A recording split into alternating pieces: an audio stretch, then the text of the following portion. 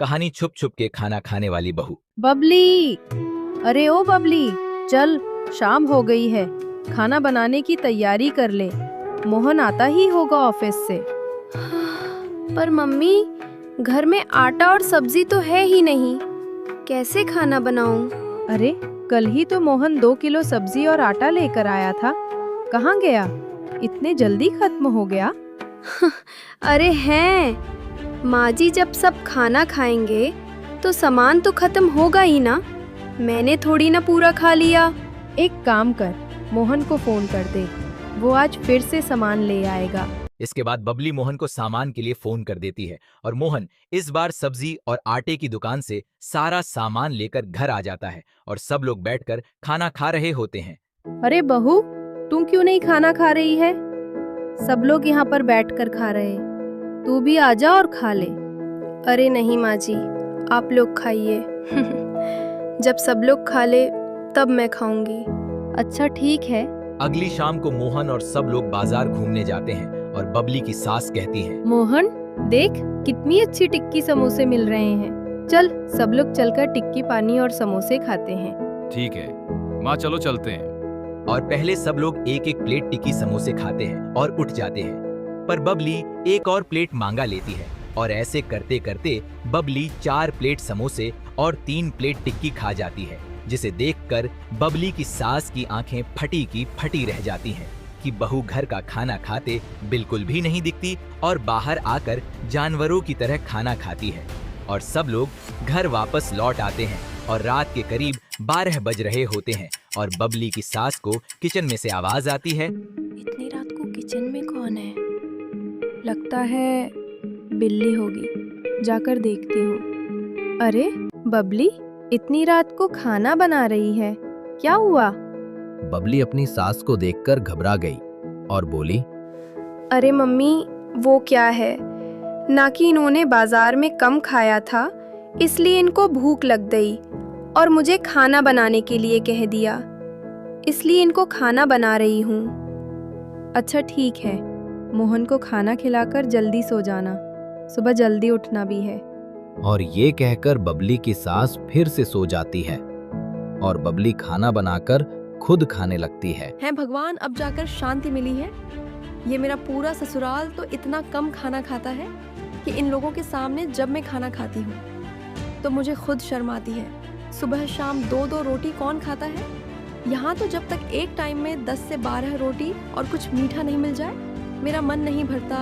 अगली सुबह होते ही बबली की सास कहती है, अरे बबली, आज तो मेरा आलू पराठे खाने का मन हो रहा है। कल जो मोहन आलू लाया था उन्हें उबाल ले और बढ़िया पराठे बना दे। अरे अब इस बुढ़िया को कौन समझाए कि मैंने कल रात में ही सारे आलू की सब्जी बना के खा ली थी। ठीक है माँ जी, अभी बना देती हूँ। एक काम करती हूँ, पड़ोसी रानू दीदी से आलू मांग के लाती हूँ और बुढ़िया लायक पराठे बना देती हूँ। शाम को फिर से मोहन जी से सब्जी मांगा लूंगी। और बबली अपनी पड़ोसी कमला ताई के यहाँ आलू मांगने चली जाती है। कमला ताई, थोड़े से आलू दे दो, जब मेरे यहाँ आ जाएंगे तो दे दूंगी। और ये सुनकर कमला ताई सोचती है कि ये बबली हर बार मेरे घर से सब्जी और आटा लेकर चली जाती है और कभी वापस करने नहीं आती। लेकिन फिर भी कमला ताई बबली को कुछ आलू दे देती है और बबली जल्दी से अपनी सास के लिए आलू पराठे बना के खिला देती है। पर उतने आलूओं में सिर्फ बबली की सास का ही पेट भरता है और बबली बिना खाए ही रह जाती है। इसलिए वो छुप कर बाजार जाती है और रास्ते में उसे राज कचौड़ी की दुकान दिखती है और वो वहां जाकर लगातार एक एक करके 5 कचौड़ी खा जाती है। और ये देखकर वहां होटल के लोग बबली को गौर से देखने लगते हैं और बबली तुरंत घर आ जाती है और अपना काम करने लगती है। अगले दिन शाम को फिर से बबली खाना बनाने की तैयारी करती है और सब्जी नहीं होने की वजह से वो फिर लेट हो जाती है।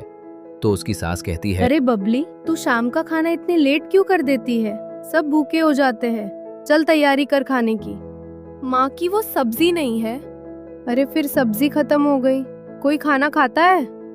नहीं, सब्जी तेरी जाति का है। एक काम कर दे मोहन को फोन, वो ले आएगा। मोहन आता है और सब्जी ले आता है, पर वो अपनी माँ से कहता है, माँ मेरी आधी सैलरी तो ये सब्जी और आटा लाने में ही निकल जाती है। आगे में क्या पैसे जोड़ूंगा और करूंगा। पता नहीं बेटा, यही तो मैं सोच रही हूँ। कल से मैं ही देखूंगी कि किचन में आखिर ऐसा होता और बनता क्या है। और सब लोग रात का खाना खा के सो जाते हैं। और एक दिन ऐसे ही बबली की सास घर से बाहर घूमने के लिए निकलती है। और घर से निकलते ही बबली की पड़ोसी कमला ताई रुक्मा देवी की देखकर कहती है, अरे रुक्मा जी, बड़े दिनों बाद घर से निकली हो, आओ थोड़ा बैठ लो। अरे रुक्मा, एक बात, तेरे यहाँ इतना अच्छा पैसा है, लड़का कमाता है, तुम्हारे पति का इतना अच्छा बिजनेस है, फिर भी तेरी बहू आए दिन मेरे घर से कहीं आटा कहीं सब्जी ले जाती है और कभी वापस नहीं करती। अरे कमला, वो मुझे बताकर कभी नहीं जाती कि वो तुम्हारे घर सब्जी और सामान लेने आती है, जबकि मेरा बेटा घर में हर चीज लाकर रखता है। जितनी बार भी ये उसको फोन लगाकर कुछ लाने के लिए कहती है, वो बिना कुछ कहे सब सामान लेकर आता है। और उसकी आधी सैलरी तो घर का सामान लाने में ही खर्च हो जाती है। जाकर मैं उसे समझती हूँ कि मेरी बहू ऐसा क्यों करती है। और रुक्मा देवी फिर से बाजार की और निकल जाती है। और तभी वो उस राज कचौड़ी की दुकान के सामने से निकलती है और उन्हें देखकर वो दुकान वाला बुलाता है। अरे रुक्मा जी, आइए, बड़े दिनों बाद दिखाई दी। बैठिए, आपको कुछ खिलाता हूँ। वैसे आपकी बहू तो आती रहती हैं यहाँ पर। क्या मेरी बहू आती रहती है? अरे हाँ, उस जैसा तो मेरा कोई ग्राहक ही नहीं है। एक बार में 5 कचौड़ी खाती है। और ये सब बातें सुनकर रुक्मा देवी सोच में पड़ जाती है कि आखिर मेरी बहू ये सब क्या कर रही है। और रास्ते में चलते वो सोचती है कि मोहन इतना खाने का सामान, सब्जी और इतना सब लाता है, फिर भी बहू बाजार में खाने जाती है, दूसरों के घर से सामान लाती है। आखिर ये कर क्या रही है, देखना पड़ेगा। और घर जाकर रुक्मा देवी किसी से कुछ नहीं कहती है और सो जाती है। पर रात को फिर से उन्हें किचन में से आवाज आती है और वो धीरे धीरे दबे पांव से किचन में जाती है। और जो वो देखती है, उनकी आंखें फटी की फटी रह जाती हैं। बबली किचन में खाना खा रही होती है और उसकी प्लेट में करीब 20 रोटी और 1 कड़ाही सब्जी रखी रहती है। और ये सब देखकर उन्हें सब समझ में आ जाता है कि बबली क्यों दूसरों के घर से सामान लाती है और बाहर का खाती है। और ये देखकर वो बबली का किचन के बाहर ही थोड़ी देर इंतजार करती है। और जब बबली खाना खा लेती है और बाहर आ जाती है तो वो उससे पूछती है, बबली बेटा, इतनी रात को किचन में क्या कर रही थी? कुछ नहीं माँ जी, थोड़े से बर्तन थे, वो ही धो रही थी। कब तक झूठ बोलेगी बेटा, मैंने सब देख लिया है।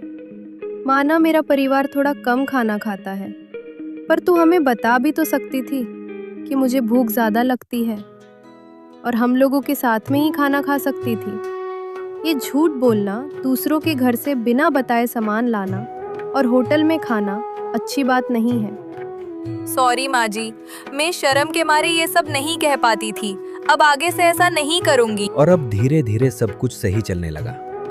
पर मोहन का खर्च अभी भी वहीं था और उसके पैसे नहीं बच रहे थे। एक दिन शहर में कई तरह की प्रतियोगिताएं हो रही थी। उन्हीं में से एक थी सबसे ज्यादा गुलाब जामुन खाने की प्रतियोगिता। इसमें जो भी सबसे ज्यादा गुलाब जामुन खाएगा उसको 10 लाख का इनाम मिलेगा। और इस प्रतियोगिता 10 लाख का इनाम मिलेगा। और इस प्रतियोगिता का पता रुक्मा देवी को टीवी पर ऐड देखकर पता चला और उन्होंने तुरंत ही बिना देर लगाए बबली का रजिस्ट्रेशन करवा दिया। इस प्रतियोगिता में एक पंडित जी, एक बॉडी बिल्डर और बबली शामिल हुए और तीनों खाना चालू करते हैं। पहली बार में 20-20 गुलाब जामुनों का पता ही नहीं चलता कि कहाँ गए। इसके बाद 20-20 और आते हैं और वो भी गायब हो जाते हैं। इसके बाद 50-50 और मंगाए जाते हैं और पंडित जी 80वें गुलाब जामुन में कुर्सी से गिर जाते हैं। वही सांडू बॉडी बिल्डर 100वें रसगुल्ले में रोने लगता है और कहता है, अब मुझसे नहीं होगा, मुझ पर दया करो और मेरे बदले के रसगुल्ले इस बबली को दे दो। और इसलिए बबली ये रसगुल्ला खाने की प्रतियोगिता जीत जाती है और 10 लाख का प्राइज उसे मिल जाता है। जिसके बाद वो इन 10 लाख रुपयों से अपने लिए एक खेत खरीदती है जिसमें वो सब्जी लगाती है, जिससे अब मोहन के भी खर्चा कम होता है और एक्स्ट्रा सब्जी उगाकर बबली अपनी कमाई भी अच्छे से करने लगती है और अपनी पड़ोसन कमला देवी को भी अपने खेत से खूब सब्जी देती है और उनका परिवार अब खूब खुश रहता है। और ऐसी हर प्रतियोगिता में बबली भाग लेती और अच्छा पैसा कमा लेती थी।